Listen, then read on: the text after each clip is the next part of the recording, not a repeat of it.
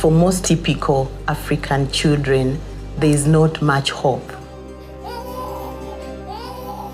All they know is if someone is willing to take care of me, I have to work for them. You know, the day is going to break, I'm going to go to the well, I'm going to fetch water, I've got to fetch firewood, I've got to dig. It's all about work, work, work, and giving and not much of receiving.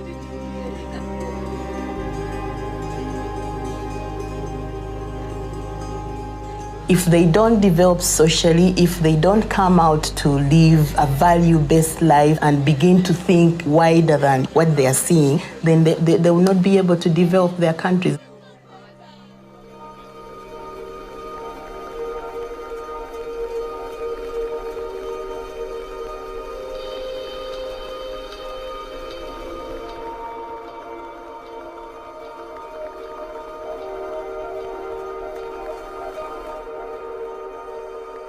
Shortly after my father's death, my mom, sister, and I were brought into Watoto, and I was given 6 other brothers and sisters to live within the house, and that became my new family. When you belong to a place like this, you feel like you're normal, I should say. You feel loved, you feel you're at home, and you live a normal life. Being a part of Watoto as a child, it's a very big advantage compared to those who are not in the Watoto setting. They just brought everything all together right here.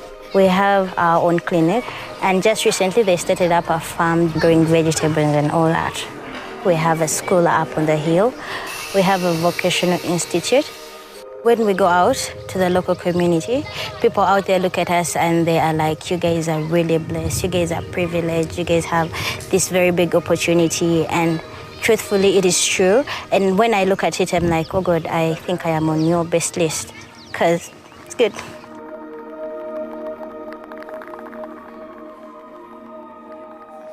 My first 2 years out of university, I've had an opportunity to give back the skills I've acquired in university to be an art teacher in the school.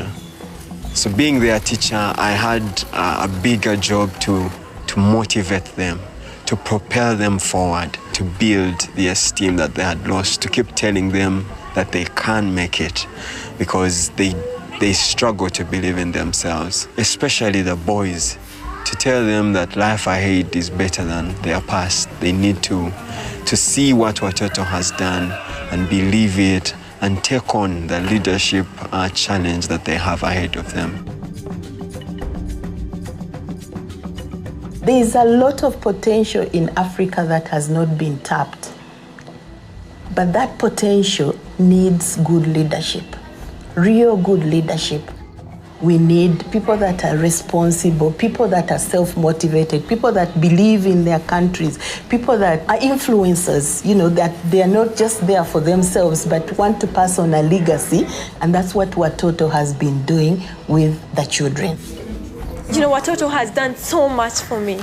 I don't know how to pay it. I just have to reach out to other people who are even worse off than ours. And I am sure I would feel satisfaction, because I feel I owe something to Watoto.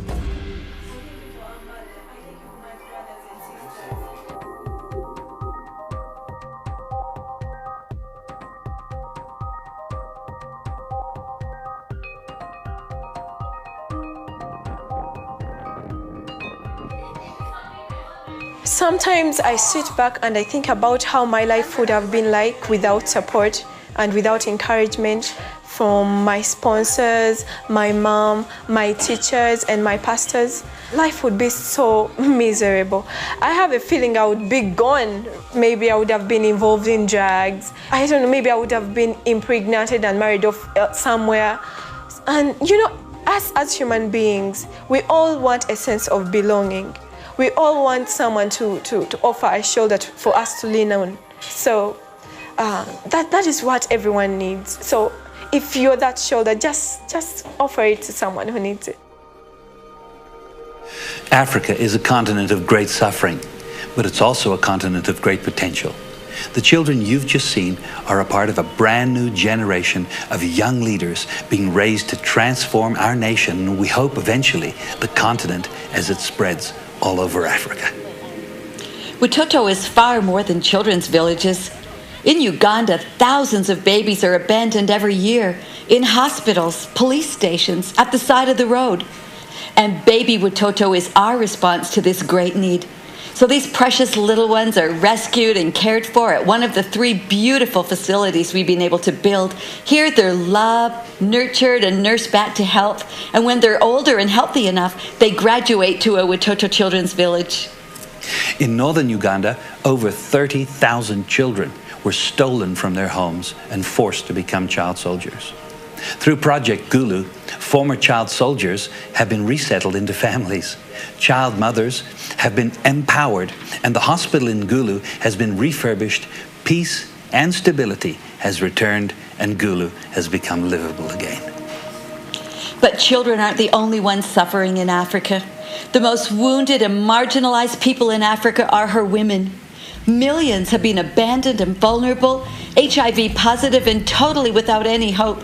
But through Living Hope, these women are empowered through skill training and income-generating projects so that they can provide for their own families. With the need so extensive, Watoto has ventured into self-sustainability projects.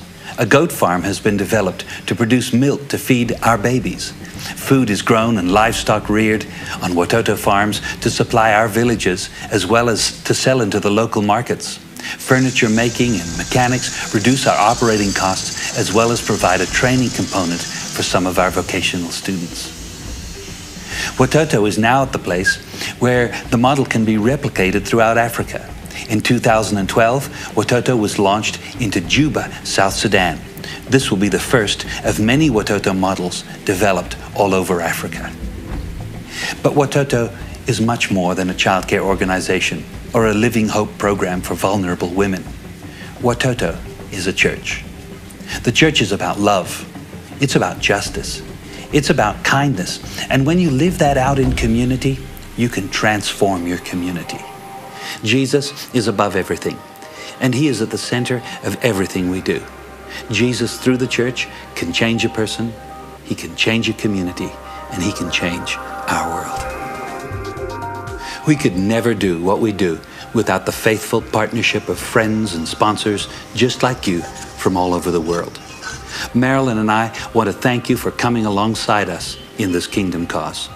As we each do our part, children and women are being rescued, leaders are being raised, and nations are being rebuilt, all for the glory of God.